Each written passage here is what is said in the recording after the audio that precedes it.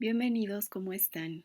Yo soy Daniela y hoy en Arquetípicamente Hablando hemos de conversar sobre la historia de los dioses olímpicos, los inicios, cómo comenzó toda esta mitología, ¿sí? Em, Desde la corriente griega. De acuerdo a Homero y a Hesíodo, en sus textos se explica que en un inicio no había nada, o sea, era así todo oscuridad y prácticamente nada. Y de esta nada, lo que se materializó primero fue Gea, una energía primordial materna, ¿sí? Que la podemos entender como la tierra, ¿sí? Una gran tierra. Y Gea al materializarse, ¿sí? Y al hacerse consciente, entonces fue creando cosas. Y ella creó pues todo lo que es la tierra, creó los mares y creó el cielo. Y cuando creó el cielo, ella creó a Urano, quien después se convirtió en su consorte, ¿sí? Entonces se hicieron pareja.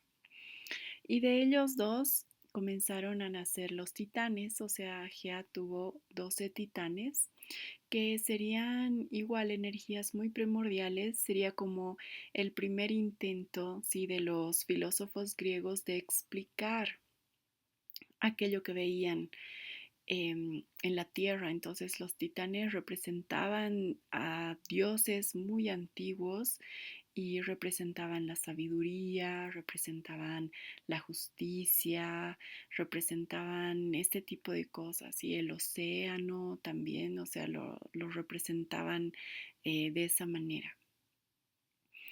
Y sucedió que a Urano no le gustaba esta naturaleza tan generadora de Gea, ¿sí? Y además se predice que Urano iba a tener un hijo que le iba a quitar el poder. Y fue la primera vez en la que se creó este mito, digamos, de sucesión que se llama, que es que el padre tiene miedo de perder su poder, ¿sí? Ante sus hijos y pues actúa de una manera violenta. En este caso, Urano lo que hizo fue esconder a sus hijos debajo de Gea para que no vieran la luz. Sería como que los hubiera escondido en el mundo subterráneo y los titanes no podían ver la luz, ¿sí? O sea, no podían estar en la vida. A Gea esto le dolía muchísimo, o sea, le producía mucho dolor que sus hijos estuviesen así escondidos, entonces ella crea un plan para vengarse de su esposo, ¿sí? De su pareja. Y va donde los titanes, donde todos sus hijos y les pide ayuda, les pregunta, les dice, necesito que me ayuden porque los quiero salvar a ustedes. Y todos los titanes le tenían miedo a Urano, ninguno se animó excepto el último, Cronos, que él ayudó a Gea, ¿sí? Lo hizo desde el enojo, ¿sí? Hacia el padre. Entonces Gea le dio una hoz y le dijo que esperara a que Urano llegase a copular con ella, ¿sí? Porque todas las noches Urano se echaba en Gea, ¿sí? Como el cielo, ¿sí? Que está en la tierra, encima de la tierra, así. Y cuando Urano llega a copular con Gea, Cronos le corta los genitales. Y esto simbolizó, sí, la pérdida de poder de Urano y cumpliéndose pues la profecía y Cronos se convierte en el nuevo gobernador de toda la tierra. Cronos se une con Rea, que sería su hermana, porque pues ya los titanes estaban libres, y con ella igual comienza a crear, ¿sí? Con Rea ellos tuvieron la primera generación de los dioses olímpicos. Sus hijos fueron Hestia, Demeter, Hera, Hades, Poseidón y Zeus.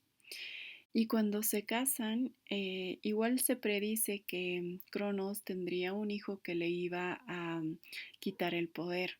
Entonces Cronos vuelve a sentir este mismo miedo de perder el poder y se repite este mito de sucesión.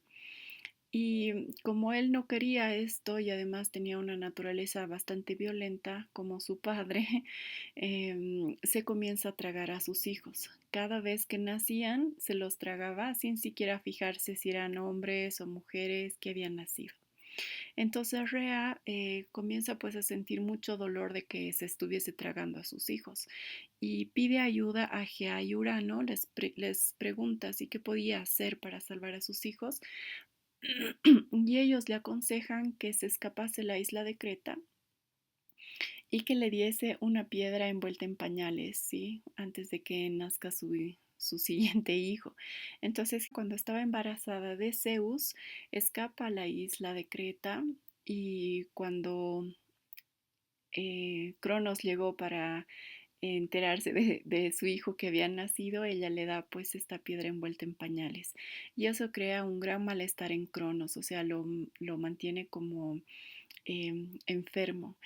Y su malestar le dura pues todo el tiempo que Zeus estuvo creciendo. En esa isla a Zeus se lo mantuvo oculto y hasta que se hiciera grande. Cuando Zeus ya era grande, él conoció a Metis. Metis era una diosa primordial de la sabiduría, era una oceánide. Ella nació de los titanes Tetis y Océano, ¿sí? Y pues Zeus se conoce con Metis y se une a ella, sería su primer consorte, su primera esposa. Y Metis le ayuda a recuperar el poder, ¿sí? Zeus se hace como el sirviente de copas de Cronos y Metis crea un emenagogo para hacerlo vomitar a sus hermanos. Entonces, Cronos se toma este menagogo y comienza a vomitar pues a todos sus hermanos.